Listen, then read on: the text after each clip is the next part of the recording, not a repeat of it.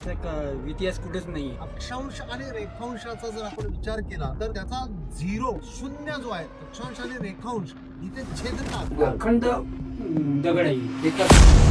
नमस्कार, मी डॉक्टर निलेश शेष विशेष रिफ्रेश विथ निलेश या युट्यूब चॅनलवर तुमचं हार्दिक स्वागत. आज आपण आलो आहोत ते वाशिम मधल्या अतिशय प्राचीन पौराणिक अशा बोंदेश्वर बालाजी मंदिरात. मंदिराचा मुख्य दरवाजा ओलांडून ज्यावेळी आपण आतमध्ये येतो तर आता माझ्या दोन्ही बाजूला तुम्ही बघत असाल, या बाजूला एकेकाळी मोठमोठ्या दोन देवळ्या होत्या आणि दोन बाजूला दोन देवळ्या या द्वारपालांसाठी किंवा मंदिराचं रक्षण करणाऱ्या सैनिकांसाठी आणि तिथूनच वर जाणारे जिने देखील होते. आता हे सगळे पडलेत. म्हणजे मागच्या या भिंतीवरून तुमच्या लक्षात येईल की विटांचे तुकडे आणि ज्याला पांढरी माती म्हणू आपण, चुन्याचा वापर करून विटांचा वापर करून बांधलेली ही भिंत होती. इथून वर जायला ज्या त्या पायऱ्या होत्या दोन्ही बाजूला त्या तशा होत्या आणि वर तिथे देखील जाता येत असे. त्यासोबतच जो परकोट मंदिराला होता त्या संपूर्ण परकोटावर फिरता देखील येत असे. परंतु बराचसा भाग मंदिराच्या बाहेरच्या भिंतीचा जो आहे तो ढासळला. काही ठिकाणी तशी डागडुजी आणि दुरुस्ती केलेली आहे. आजही जुन्या भिंतींचे मध्ये मध्ये असलेले जे काही उभे पॅच किंवा तुकडे आहेत त्याची साक्ष आपल्याला देतात. तर मंदिराच्या एकूणच संरक्षणासाठी केलेली ही उपाययोजना होती. आणि मधल्या भागात मंदिर आहे. सुरुवातीला गरुड मंदिर, आपल्याला छोटं मंदिर जे आहे ते गरुड मंदिर दिसतं आणि मुख्य बालाजीचं मंदिर त्या बाजूला आहे. बाजूला पुन्हा एक बजरंग बलीचं मंदिर देखील आहे. मंदिराच्या चारही बाजूला फिरता येतं आणि मंदिराला लागूनच मंदिराची असलेली शेती देखील आहे. 1300 वर्षाची पूर्वीची गोष्ट आहे. पुरातन काळातून आहे एकदम. लय म्हणजे याचा इतिहास कुठेच नाही पूर्ण वर्ल्ड. फक्त इतकं माहित आहे की वैष्णव ब्राह्मण इथं पूजा आहे. वैष्णव ब्राह्मण? सहा भाऊ होत आम्ही. ते पूजा पाती पाहिजे. त्यांच्याकडे फक्त याचं हा. आहे ते सेवा आहे. या सेवा वगैरे सर्व. साधारणतः किती जुनं आहे? ते 650-700 वर्ष झालेले आहे गावातलं बालाजी. हा, त्याच्या आधीच आहे. त्याच्या अगोदर आहे. त्याच्या अगोदरचं ते जागीरदारचं आहे ना, हा. ते शिंपी मध्ये ते आहे. ते याच्या आधीच आहे. ते याच्या अगोदरचं ते आहे जुना मंदिर. अच्छा. छोटी मूर्ती आहे, आपली मोठी मूर्ती आहे. बरं. आपली गोविंदराजची आहे. गोविंदराज. हा, तिरुपती बालाजी आहे ना, हा. तिरुमाला वरी आहे आणि गोविंदराज खाली आहे. सुरुवातीला गरुड मंदिर, आपल्याला छोटं मंदिर जे आहे ते गरुड मंदिर दिसतं. ही कोणती मूर्ती आहे? हे गरुडाची मूर्ती आहे. बरं. अखंड दगड आहे. एकाच दगडात. हा, कोरीव म्हणजे त्यानं शिल्पकारानं इथंच बनवलेली. छान. बरं. हत्ती दिसतात हो सर. आणि या हत्तीची सोंड आणि हा. पुन्हा इथं वर मुख आहे समजा. हा, मुख आहे ते. हे गरुडेश्वर आहे. हो. तर हात जोडून उभे आहेत हो. आणि हात जोडून आपल्या मुख्य मूर्ती आपल्या हा मुख्य आहे. गोविंदाच्या समोर गोविंदाच्या समोर हे गरुड गरुडाची राहतात. अतिशय जर आपण पाहिलं हा. तर ही मूर्ती आणि या मूर्तीचा जर अभ्यास केला तर त्या मूर्तीच्या चेहऱ्यावरचे भाव, तिचे असलेले चांदीचे डोळे आणि हा. त्यावर केलेले सगळे अलंकृत जे अलंकार हो सर. कोरलेले आहेत तेच आहे कोरलेली सगळं. हा, तर ते अतिशय सुंदर आणि सुबक अशी ही गरुडेश्वराची मूर्ती आहे. मूर्ती आहे. आता आपण गरुडेश्वर ज्या गोंदेश्वराला हात जोडून उभे आहेत त्या गोंदेश्वराची मूर्ती पाहू. हा. गोंदेश्वर मंदिराच्या प्रवेशद्वारावर जेव्हा आपण येतो तेव्हा जय जो विजय. मुख्य दरवाजा आहे त्या मुख्य दरवाजाच्या दोन्ही बाजूला दोन मूर्त्या आहेत. त्या मूर्त्या काय आहेत? जय विजयची आहे. जय आणि विजय. जय कोणता आणि विजय कोणता? जय विजय. जय आणि विजय. हा. मूर्त्या जर आपण पाहिल्या तर ती थोडी आकाराला लहान आणि मोठी हा. अशी दोन्ही दिसते. हा सर. आणि दोन्ही मूर्त्यांचे पाय जर आपण पाहिले तर हा या बाजूला दुमडलेला आहे, तो त्या बाजूला दुमडलेला आहे. आणि हातात दोघांचे जे काय आहे दोन्ही त्याचे वस्त्र राहते. शस्त्र जे आहेत ते आपल्याला दिसत आहेत. त्याचबरोबर चेहऱ्याची बनावट दोन्ही मूर्त्यांची जी आहे ती वेगवेगळी दिसते. त्यांच्या डोळ्यातील भाव, ही जी आहे ही डोळे बंद केलेली आणि ही डोळे उघडे असलेली मूर्ती आपल्याला दिसते. त्यांच्या कानाचे जर आपण अलंकार पाहिले तर ते देखील आपल्याला दोन्ही मूर्त्यांचे वेगळे असलेले दिसतात. जय आणि विजय हे जे दोन द्वारपाल आहेत आपल्या प्रथम दर्शनी नजरेस पडतात आणि त्यानंतर आपण मुख्य मंदिरात प्रवेश करतो. लाकडी दरवाजा त्यावेळेचा अजूनही इथे जो आहे तो शाबूत आहे. आपण थोडा हा दरवाजा बंद करून देखील बघूया. तर आजही हा मजबूत आहे.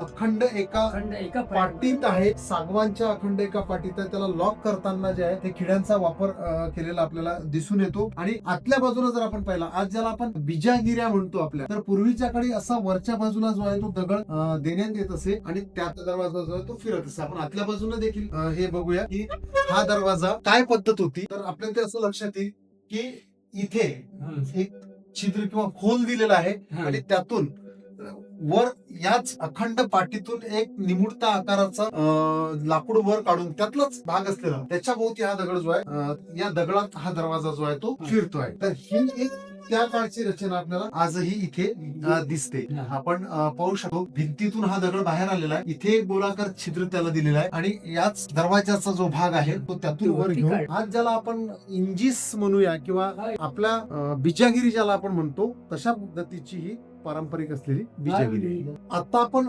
मुख्य मंदिराच्या पहिला दरवाजा ओलांडल्यानंतर याच्या दोन्हीही बाजूला पुन्हा आणखी दोन दरवाजे आहेत, डावीकडे आणि उजवीकडे, बाहेर निघण्यासाठी किंवा बाहेरून आतमध्ये येण्यासाठी दोन्ही पद्धतीने.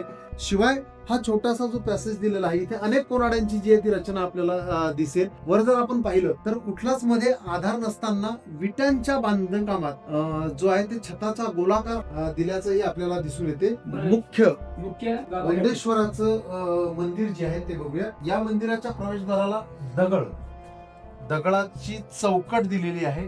पुन्हा त्याच्या आतमध्ये मंदिर गाभारा बंद करण्यासाठी लाकडी छोटा दरवाजा दिलेला आहे. कुठल्याही मंदिराचे दरवाजे जे आहेत ते माणसाच्या उंचीपेक्षा हे उंचीने कमी किंवा लहान दिलेले असतात की देवासमोर तुम्ही जात असताना नतमस्तक होऊन तुम्ही गेलं पाहिजे. या आपण बघूया मुख्य मंदिर आणि मुख्य मंदिरातल्या मूर्त्या.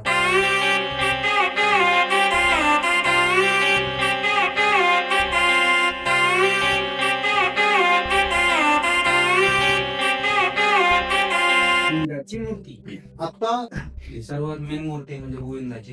ते पूर्ण एका दगडात कोरीव काम केलंय. पूर्ण अखंड दगड आहे आणि याच्यामध्ये कोरीव काम करून ती मूर्ती तयार केलेली. 12 अवतार घेतलेले आहेत. हे जे आहेत हे बाजूचे जे सर्व 12 अवतार आहेत हे सर्व हे मिळून सर्व 12 अवतार आहेत हे पूर्ण. म्हणजे ही जी मुख्य मूर्ती आहे म्हणजे आजही तुम्ही बघा सांगितलं असं जातं की 1200 ते 1300 वर्ष जुनी ही जी मूर्ती किंवा हे मंदिर आहे. वाशिम मध्ये जे 11.5 ज्योतिर्लिंग आहेत त्यापैकी असलेलं हे एक ज्योतिर्लिंग आहे. तर ही जी मूर्ती आहे या मूर्तीच्या संपूर्ण सभोवताली 12 अवतार जे आहेत ते अवतार कोरलेले आहेत. शिवाय ह्या दोन मूर्त्या काय आहेत पण लक्ष्मी त्यांची सेविका पद्मावती, लक्ष्मी आणि पद्मावतीच्या मूर्त्या आहेत. मूर्तीच्या हातात जर आपण बघितलं तर इथं आपल्याला पद्म दिसतं.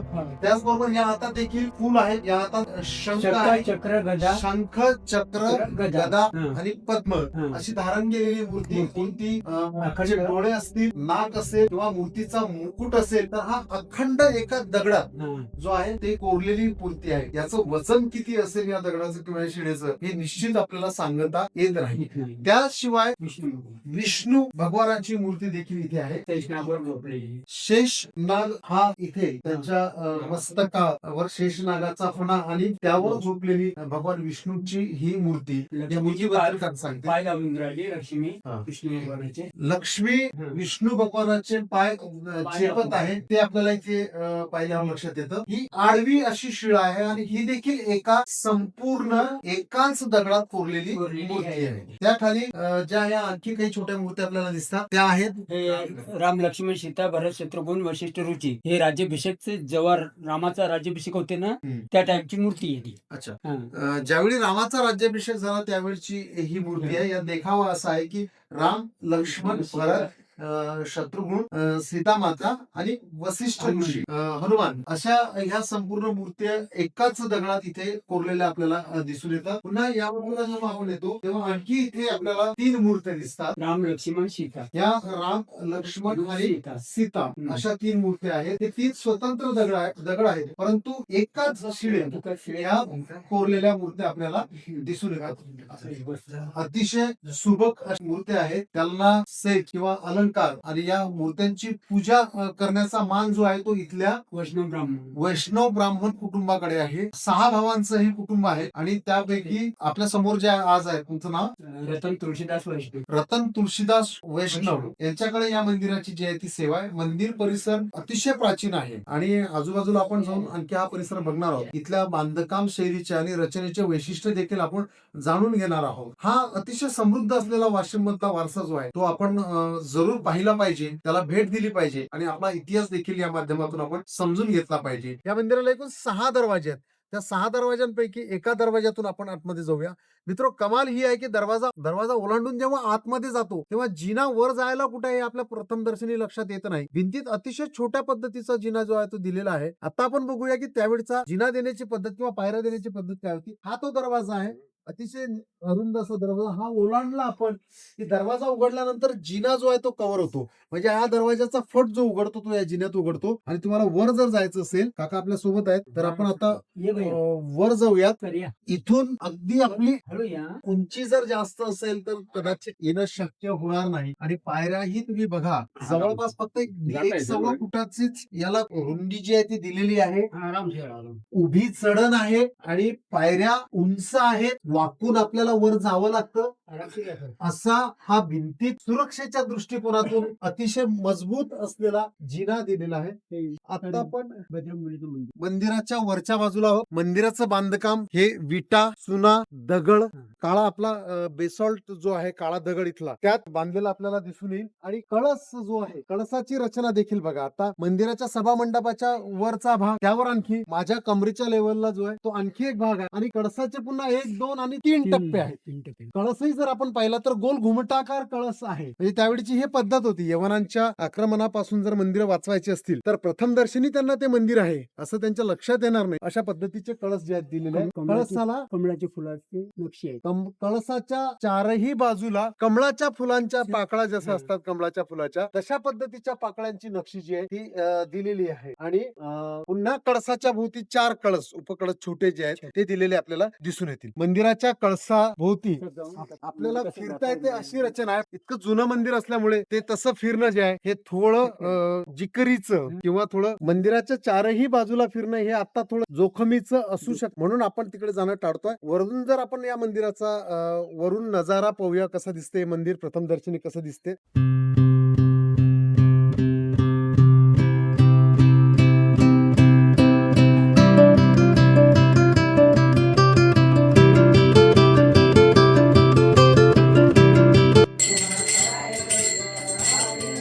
मंदिराच्या बाजूला एक आपल्याला समाधी दिसते. ती गुरु लालदास महाराज यांची समाधी आहे. आणि मंदिराच्या आतमध्ये गुरु दयालदास महाराजांची समाधी आहे, जे इथले मुख्य पुजारी होते, ज्यांनी आपलं आयुष्य उभं इथे सेवा देण्यासाठी खर्ची घातलं. त्यांच्या समाध्या ते गेल्यानंतर मंदिर परिसरात आहेत. जय विजय जिथे आहे तिथे बाजूलाच त्यांची ती समाधी आहे. हे कुठे जाते ते होल कुठे जाते ते खाली एकदा मंदिरात ते दरवाजे नाही का छोटे आपले दोन आपण आलतो ते दोन साईडले तिथे जाता येते ना. हे वरून नाही का लय खोलवर आहे ते. चेहऱ्यावर जातो. मूळ मूर्तीच्या हो डायरेक्ट नाही का सूर्यकिरण याच्यावर पडते.